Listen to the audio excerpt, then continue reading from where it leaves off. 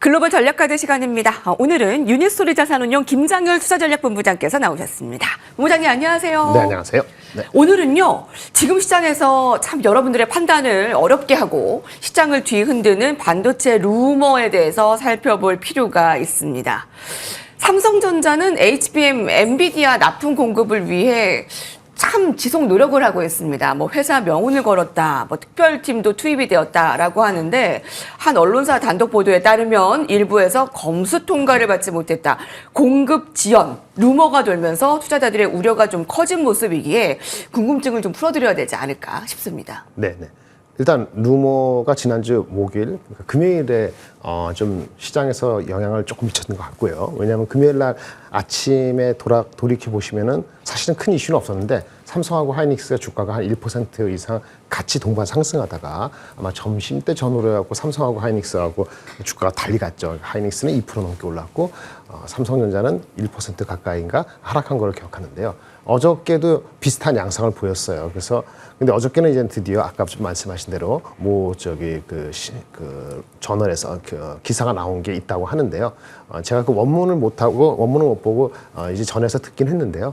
일단은 그 루머하고 기사가 나왔으니까 시장에 영향을 준 게 맞지 않습니까? 그러니까 팩트는 알지 못하죠. 네. 팩트는 회사가 코멘트를 공식적으로 하진 않고 뭐 회사 관계자를 통했다는 뭐 계속적인 팔로우업만 나오니까 일단 팩트 자체가 정확히 뭔지는 아직은 몰라요. 근데 가정을 해야죠. 왜? 주가가 영향을 받고 있으니까요. 루머가 어느 정도 맞다고 하면은 일단 두 가지죠. 삼성이 그 HBM3E 버전에서 12단위건 8단위건 12단위건 간에 뭔가 엔비디아한테 공급하는 그 일정이나 그 과정에서 좀 이슈가 생긴 거 아니냐, 그런 의심이 되는 거란 말입니다.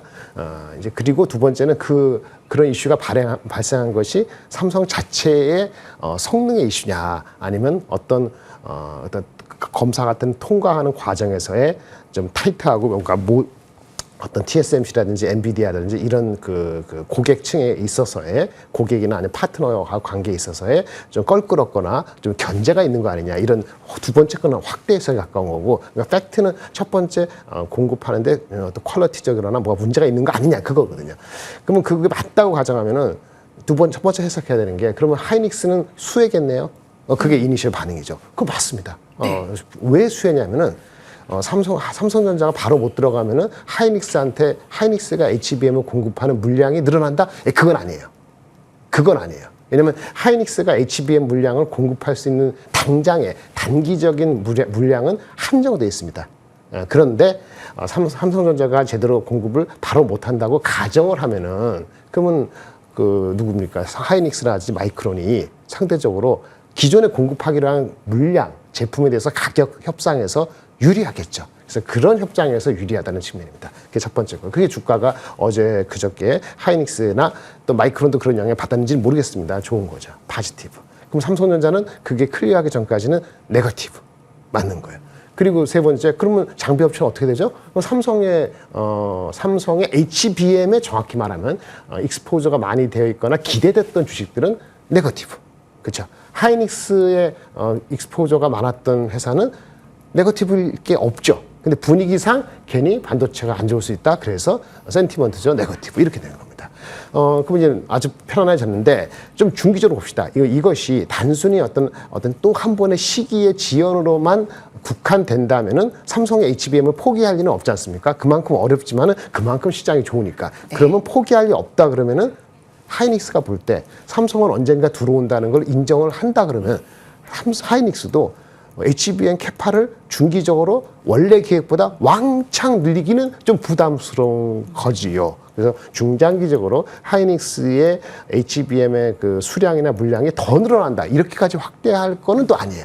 그래서 하이닉스가 이런 영향으로 주가가 올라가는 건 포지티브하고 삼성전자가 네거티브 반응은 맞지만은 이것이 삼성전자가 HBM을 포기해가지고 완전히 이게 나락으로 가는 게 아니라고 하면은 삼성전자가 예를 들어서 뭐 6만 원대 다시 진입한다든지 이 이슈 때문에 그런 상태에서 삼성전자가 6만 원 간다든지 하이닉스가 그런 상태에서 20만 원 간다든지 이런 식의 다이버전스는 그건 너무 과대 해석이다 이렇게 말씀을 드리고요. 그럼 삼성전자가 센티먼트적으로 어떻게 영향을 받느냐? 다음 주에 엔비디아 실적 발표될 때 특별한 코멘트가 없이 넘어간다면은 삼성전자에 대한 그 주가는 지난 3월 19일 한번 보십시오. 네. 3월 19일 날 주가가 72,800원인가 그랬을 거예요. 끝자리가 잘 모르겠는데 그리고 바로 다음날 5%가 올라서 76,000 뭐 이렇게 많이 올랐거든요. 그래서 그때부터가 삼성전자에 대한 엔비디아 HBM의 기대가 들어간 거거든요. 그러니까 이 이슈가 일파만파라면은 요거를 제하고 나면은 그때 수준으로 돌아갈 가능성이 있다라고 볼 수 있죠. 그럼 72,000원까지 빠지는 거예요, 김장현 씨? 이렇게 물어보고 있는데 3월 19일하고 지금하고 상황이 사실은 HBM 말고 다른 전반적인 시장의 매크로 상황이라든지 일반 디램에 대한 가격 전망이라든지 이런 것들은 오히려 좋아졌거든요. 네. 그래서 삼성전자의 HBM 이슈가 단순히 단순히라는 게 아니고 좀 미뤄진 거의 영향이라면 그 기대가 사라지거나 늦추어진 거기 때문에 7만 원 초반까지 밀릴 수도 있지만 실제는 그때보다 하고 지금하고 상황에서는 그 매크로라든지 다른 넌 HBM의 상황이 더 좋아졌기 때문에 그렇게까지 그 나쁘게 생각할 거는 또 없다 이렇게 말씀을 드리겠습니다. 삼성전자, 엔비디아 납품 기존 그 미통과 그럼 이제 공급이 지연되는 것 아니냐 이제 이런 불확실성으로 삼성전자 주가 영향을 좀 크게 받을까요? 사실 그게 궁금하거든요. 좀 네거티브라고 말씀해 주셨는데 그러면 오히려 떨어졌을 때 좀 매수의 기회로 봐야 될까요? 좀 이것도 궁금하고요. 센티멘탈 쪽에서는 좀 네거티브다라고 말씀해 주셨는데 다음 주에 엔비디아 실적 그게 굉장히 중요하겠네요. 그때도 코멘트도 굉장히 중요하겠네요. 예, 두 가지였죠. 원래 엔비디아 실적은 엔비디아의 실적 자체하고 그다음에 가이던스 전체가 전반적인 AI 그 서플라이 이게 네트워크에서 모든 업체한테 영향을 주는 거죠. 삼성뿐만 아니고 하이닉스라든지 모든 업체한테. 근데 이제 혹시 삼성전자의 퀄 이런 문제에도 질문이 나오지 않겠습니까? 이런 문제에 대해 답을 어떻게 하느냐가 삼성전자 주가에는 또 못지않게 중요한 거죠. 그 센티먼트가 아니고 삼성전자는 이것이 루머가 완전히 그라운드리스 루머다는 게 확정이 되기 전까지는 그런 부담감이 있기 때문에 주가가 쉽지 않다는 거를 말씀을 드리는 건데 그렇다 하도 낮게 사는 거는 3월 19일로 돌아가 보시라니까요. 3월 19일 주가 72,800원인데 그 당시까지는 엔비디아 공급한다는 기대가 별로 없었어요. 근데 그 다음 날부터 올라간 거거든요. 그래서 엔비디아 기대가 없다는 게 단기적으로 맞다 그러면 72,800원이 하나의 기준점이에요. 그렇게 간다는 게 아니고. 근데 72,000까지 갈 때까지 기다릴 것이냐 아니면 지금은 살 것이냐 이거잖아요. 그 당시하고 지금하고는 HBM 빼고 나머지 이슈 매크로 상황이라든지 환율이라든지 그다음에 뭐 여러 가지 국채 수리라든지 HBM 말고 일반 다른 디램에 대한 상황이 더 좋아졌단 말이에요. 그러면 이론적으로는 그 당 72,000원까지 다 가면 내려가야 될 때까지 기다려야 될 것 같은데 실제는 시장에서는 또 저가 매수가 디램 좋아지고 삼성전자가 HBM의 컨트리뷰션이 당장이 없으니까 그렇게까지 빠질 필요 없어. 그러면 아마 72,000까지 안 간 상태에서의 주식을 밸런스하려는 세력이 들어오기 때문에 그렇게까지는 안 갈 수도 있다. 이렇게 말씀을 드리겠습니다. 그럴 것 같네요. 72,000원대까지는 이제 가지 않을 가능성이 좀 커 보입니다. 그때는 이제 HBM의 공급 소식이 얘기도 나오기 전이고 매크로 상황도 좀 좋지 않고 그 기준점을 72,000원 3월 19일에 주가로 보면 되겠습니다. 기준점을. 근데 그게 절대적인 게 아니면 그게 하나의 어떤 기준점이 되니까 참고하시면 좋을 것 같아요. SK 하이닉스는 좀 더 수혜가 될까요? 그건 맞다라고 말씀해 주셨는데. 맞는데 물량이 지금 하이닉스 삼성전자가 났던데 한 달 미뤄졌어요. 한 분기 미뤄졌어라는 게 사실이라 하더라도 하이닉스가 삼성전자가 약간 미뤄졌다 해서 한두 달 사이에 하이닉스가 더 생산량이 늘어날 게 없어요. 캐파가 한정되기 때문에 얘가 못한다 그래서 경쟁사 못한다 해서 내가 생산을 100개 하던 거를 120개 생산할 수가 없다고요. 그러니까 하이닉스 입장에서 삼성전자가 계속 노력하는 상황에서 크게 공급을 늘리거나 하는 거는 할 수 없어요. 아니다라고 말씀해 주셨는데 기존에 있는 제품의 가격 협상에서 플러스인 거지. 근데 삼성전자가 완전히 낮아빠져갖고 한 분기가 아니고 연말까지 모르겠다. 그러면 하이닉스가 고민하겠죠. 내년도에 원래 캐파 증가를 20% 증가시키려고 그러는데 꼬라지를 보니까 삼성전자가 헤매는 것 같아. 한 50% 증가시킬까? 라는 중기적인 계획을 바꿀 수도 있죠. 근데 지금은 그런 걸 얘기할 단계는 아니기 때문에 네. SK 하이닉스에 대한 뷰는 그렇죠. 어떻습니까? 그러니까 네. 하이닉스가 중장기적으로 삼성전자가 완전히 낮아뻗었다 해가지고 캐파를 증가시키는 게 아니면은 지금 있는 캐파에서 약간의 수율이 좋아지고 가격 내고가 좋아지는 정도로 이펙트라면은 먼저 목표 주가를 향해서 가는 건 맞는데 보세요. 삼성전자가 진짜 HBM에서 완전히 낮아빠지면요. 그 제품을 나중에, 그거는 시나리오인데, 그럼 삼성전자가 일반 디램 쪽으로 더 많이 생산을 하게 되면 그걸로 인해서 수급이 일반 디램 쪽이 안 좋아질 수도 있어요. 그럼 하이닉스한테 다시 피드백이 나쁘게 돼요. 근데 이거는 올해가 아니고 내년도기 때문에 하이닉스 입장에서는 단기적으로 분명히 수혜인데, 아까 말씀드린 것처럼 하이닉스가 목표 주가를 23만 원, 4만 원 이렇게 가는데 삼성전자는 7만 초반원 되고 이렇게 되는 상황은 별로 가능성이 없다. 그러니까 하이닉스도 아웃퍼폼을 좀 하다가 어느 시점이 되면은 조금 경계의 어떤 어떤 눈높이가 올 때가 있을 것이다. 네. 지금은 그 경계 입장이 아직 안 왔기 때문에 저도 아직은 말씀 안 드리고 애널리스트가 목표라는 목표 주가의 한 8, 90% 되기 전까지는 조금 더 갈 수 있다. 이렇게 말씀드리겠습니다. 네.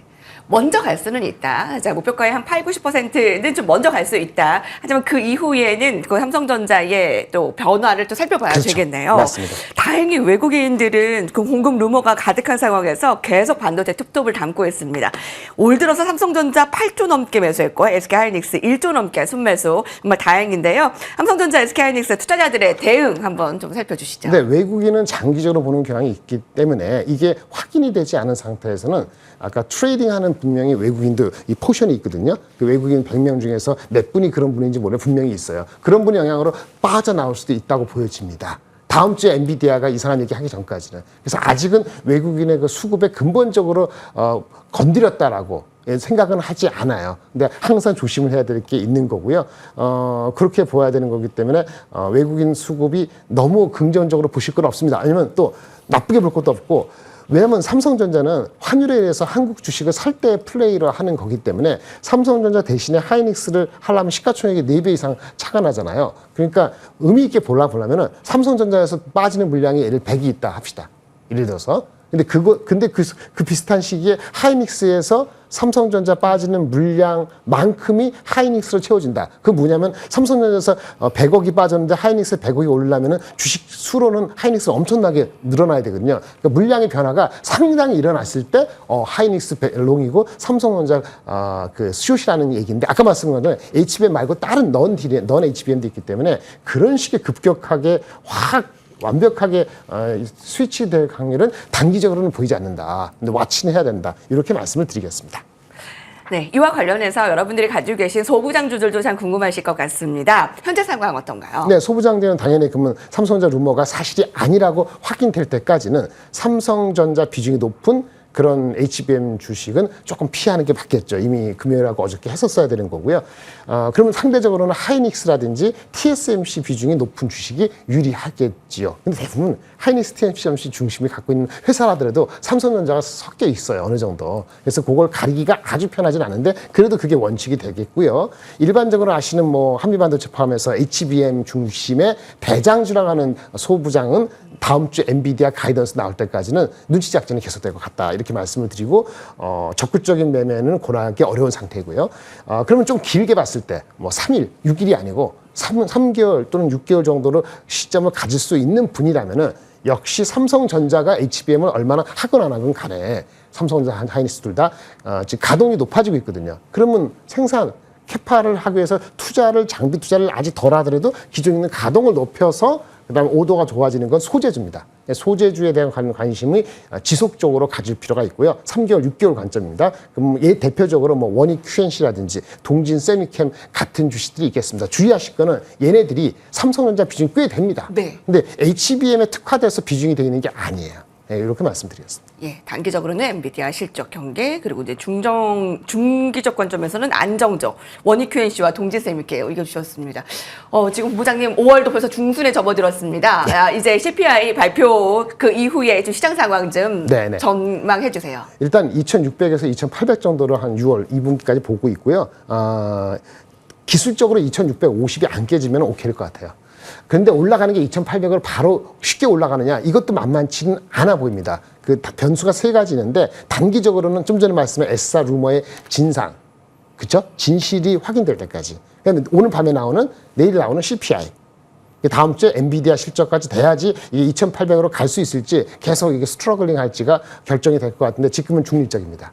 그다음에 기업 밸류업은 여러 가지 뭐 말이 많죠. 긍정적인 톤으로 있는데 그것도 뭐 나쁘게 볼 건 없습니다만은 그래서 일정 비중의 포지셔닝은 나쁘지 않아 보입니다만은 지나친 기대는 아닌 것 같고요. 어쨌든 핵심 변수는 미국의 10년 국채 수익률인데 이게 4.5%라면 장에 대해서는 빠져나올 상태는 아직은 아니다라고 말씀을 드릴 수 있겠습니다. 예, 어떤 포트폴리오를 좀 짜야 될지 10년 국채 금리의 상황이 좀 안정화되고 CPI 그 이후에 상황 좀 우상향으로 보는 전략 많은데 비중 어디에다가 좀 더 초점줄까요? 어떤 거가 됐던 간 지금은 한 섹터에 30%, 40% 이렇게 투자할 단계가 아닙니다. 삼성전자 뉴트럴 지금 단기적으로 봤는데 어느 섹터를 감히 30% 잡을 수 있겠어요. 그게 전력이든 화장품이라 하더라도 한 섹터에 30%는 지금 단계에서는 이미 리스크하고 리턴하고가 비슷하기 때문에 좀 포트를 이렇게 분산하는 정책밖에 현실적으로는 다른 대안은 없는 것 같습니다. 감사합니다.